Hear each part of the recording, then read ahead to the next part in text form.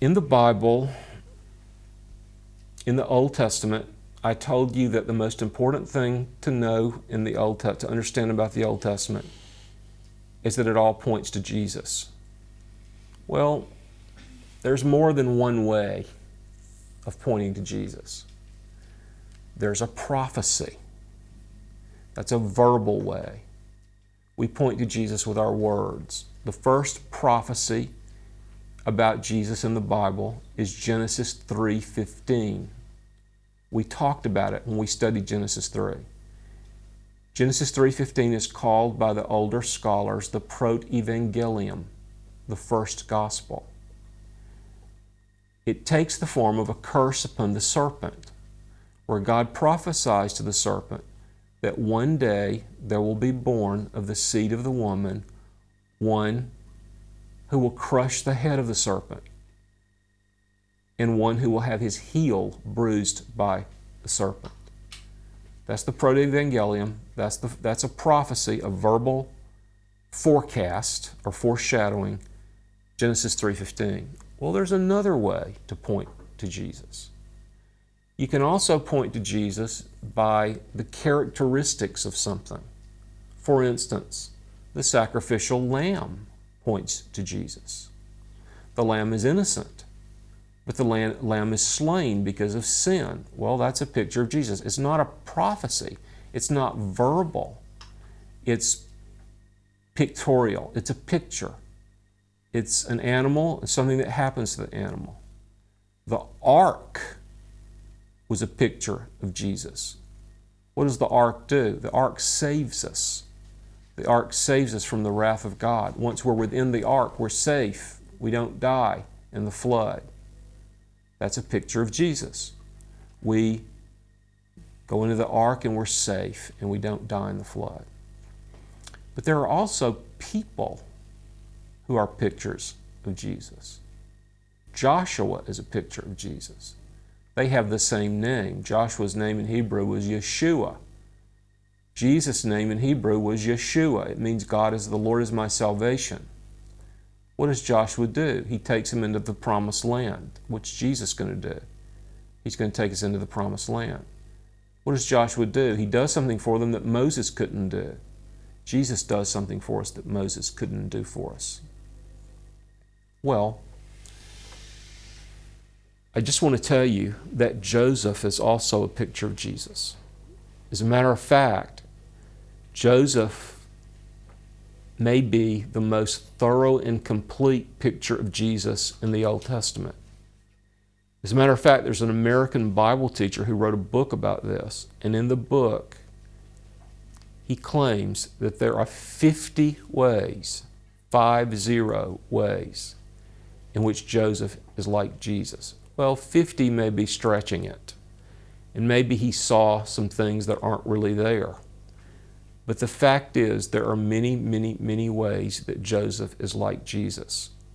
And so deep in the Old Testament, in the first book of the Bible, we have a dramatic indication that the whole thing is pointing to the future, pointing to the birth and the ministry of God's own Son, pointing to the Lord Jesus Christ. Now, we've already had an instance of it, haven't we?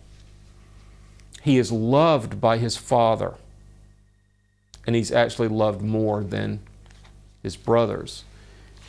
Jacob, of all people, should have known how dangerous it was and how mischievous it was for a father to favor one son over another.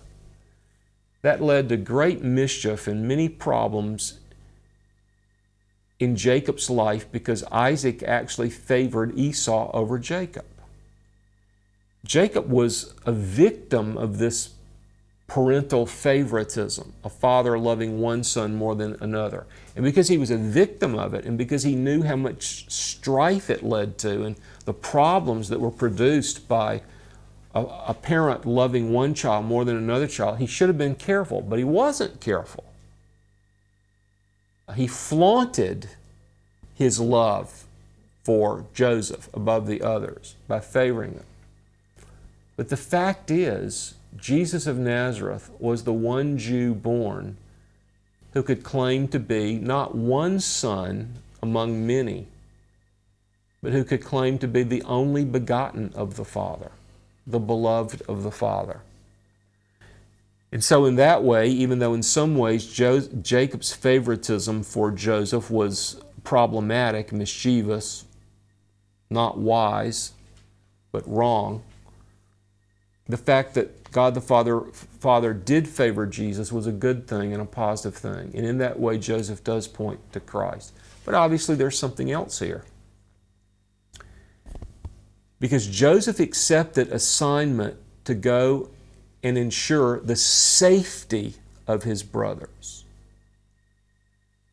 But in going on an errand to ensure the salvation of his brothers, they plotted to kill him. Now that sounds very familiar, doesn't it? Why was Jesus born? He was born for the salvation of his brothers. He was born for the salvation of Israel, and not only of Israel, but for the whole world. So what do his brothers do when he comes, offering a plan of safety for them, offering a plan of salvation for them? They kill him. Now there's something else here. There's something that happens. Joseph goes down into the pit, presumably to die, but he comes out of the pit alive. It's a picture of resurrection, isn't it? Now, the picture's not complete, it's not perfect, because Joseph does not actually die, and Jesus did actually die. And Jesus is not taken out of the pit before he dies by the ones who wanted him dead. But Joseph was taken out of the pit before he died by those who wanted him dead. So no analogy. We call these pictures types. No type of Christ in the Old Testament is absolutely complete and absolutely perfect. They're all partial. But the partial truth that we see is striking. And it teaches us something. It teaches us that God is doing something. It teaches us something that God is anticipating something. It teaches us that God knows all these things that are going to happen in Jesus' life. And He sends us hints and pointers and prophecies and patterns and types long before Jesus is ever born. And the fact is, Joseph goes down into the pit of death, but he comes out of it alive. It's a pattern, isn't it, of resurrection. And so Joseph is taken into Egypt. Reuben comes back. Evidently he's away with the flock while they're selling their little brother. He comes back and he sees that Joseph is gone. It's too late. His plan would not work. I'll mention something at this point. I tell you that Joseph is like Christ. The main way that Joseph is like Christ is that Joseph will become a redeemer. What does a redeemer do? He's someone who buys someone else out of trouble at cost to himself. This is what Christ does. He buys us out of trouble. He pays a purchase price for our sin at great cost to himself. It cost him his own blood. It cost him his own life. And yet he was willing to pay the price. Joseph is going to become a redeemer. But he will pay a great price for it. He will pay a great price for suffering. I'll tell you this now, but I'll repeat it more than once before we're finished with the book of Genesis and the story of Joseph. The whole point of the Christian life is to become like Christ. And Christ, it says in Hebrews 1:1-3, is perfectly like God. You remember when we studied Genesis 3, you remember the lie that the tempter told. The tempter said to Eve, the reason that God doesn't want you to eat the fruit is because He doesn't want you to be like Himself. That was not only a lie, that was the opposite of the truth. The whole point is for God to make us like Himself. And the way He makes us like Him, He made us like Himself in creation by making us in the imago Dei, making us in the image of God. The way He makes us like Himself after we become sinners is through redemption and by making us like Christ. If we are to become like Christ our Redeemer, then we ourselves will do redemptive work. We will live redemptive lives. If we do live redemptive lives, it means that we will suffer. The degree to which you can be used redemptively in someone else's life, that is, the degree in which you can rescue them from the consequences of sin and help bring them to a place of safety, which is what a Redeemer does. The degree to which you can be used in their lives redemptively is directly proportional to your willingness to suffer for them. And you have to remember that Christ suffered for those who hated Him. God demonstrates His love toward us in that while we were yet sinners, Christ died for us, Romans 5:8. In other words, while we were still in the position of God's enemies, Christ died for us. Paul goes on in Romans 5 to say, it's not such a big deal to suffer for your friends. It's not such a big deal to suffer for your family. It's not such a big deal to suffer for those who love you. But Christ suffered for those who hated Him. So does Joseph. Joseph will come out at the end of this story as the Redeemer, the one who redeems his brothers, not only from death by saving them from starvation, but from sin by changing their character. Jacob was not able to change their character by preaching and by religious ritual in Genesis 35. But Joseph will change their character. But he will not change their character without his own suffering. We're about to see how he's going to do that as we study the rest of his story. Reuben returns in verse 29, and he sees that Joseph is not there. So he says, the boy is not there. Where am I to go? What am I supposed to do now? What are we going to tell our father?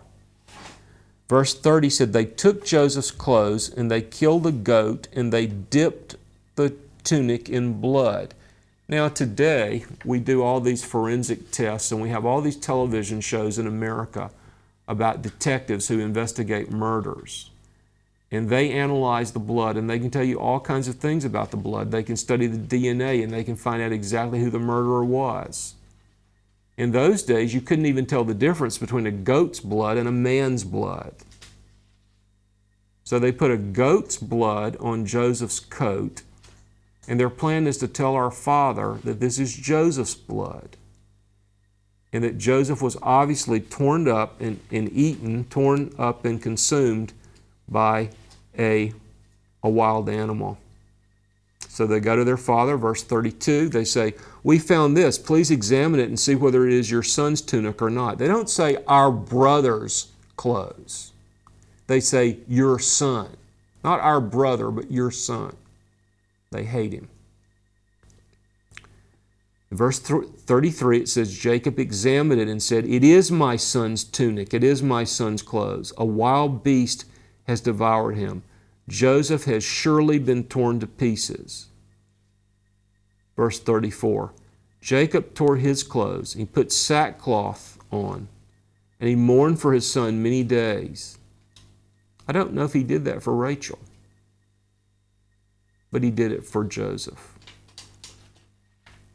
So now he has lost his favorite wife and his favorite son, after God has promised great, great things for his life. By the way, I can't prove this, and I don't know if he realized it the first day, but Jacob is very, very wise. He's very smart. He's very cunning. And it's hard to lie. It's hard for 10 people to lie. Your face changes when you lie. Your voice changes when you lie. Your eyes change when you lie. And I have a feeling that Jacob knew that they were lying. I can't prove it. I think he believed that Joseph was dead, but I'm not sure he believed their story about the way Joseph died. And he says in verse 35, I will go down to death. I will go down to Sheol in mourning for my son. Here's what he meant by that. He meant, I will never get over this. I will never stop mourning and suffering for the death of Joseph until the day I die. My life will never be happy again. I will never forget this. Even a small contribution can make a big difference. Jesus fed 5,000 people because of a little boy's 5 loaves.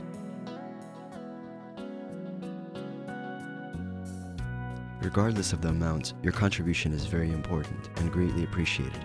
Visit us at tvsseminary.com. Queen Victoria lived until 1901. Her husband died in the 1860s, I think about 1861, maybe a little bit later. She lived for about 50 years as a widow. It was said that she never smiled again. That's probably not true. It probably is true that she never smiled in public. She never smiled again after he died, Prince Albert, her husband, whom she loved so much. What Jacob is saying is, I can never laugh again. I can never be happy again because Joseph is dead. If someone you love dies and that person is a believer, they're not dead. They're alive in another country. They're alive in a country you can't see. They're alive in a country you've never been to. That was the case with Jacob. Jacob was sorrowing. He thought his son was dead, but his son wasn't dead. His son was alive. His son was alive in another country, a country he couldn't see, a country he'd never been to. And there will be a reunion. And if the person you care about who's died was a believer, you will see him again. You will see her again. There will be a reunion because they're not dead. They're alive. They're alive in another country. When Joseph arrived in Egypt, he was sold to a man named Potiphar. Verse 36. Meanwhile, the Midianites sold him in Egypt to Potiphar, Pharaoh's officer, the captain of the bodyguard. Now, immediately when Joseph gets to Egypt, he gets to know someone who knows the ruler, an officer of the king, the Pharaoh, an officer whose name was Potiphar.